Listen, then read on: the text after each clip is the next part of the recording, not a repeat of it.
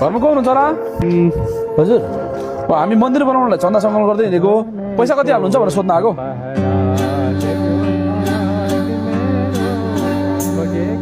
ए sorry सक्नुहोस् त हजुर यो मन्दिर चाहिँ कहाँ बन्न लागेको नि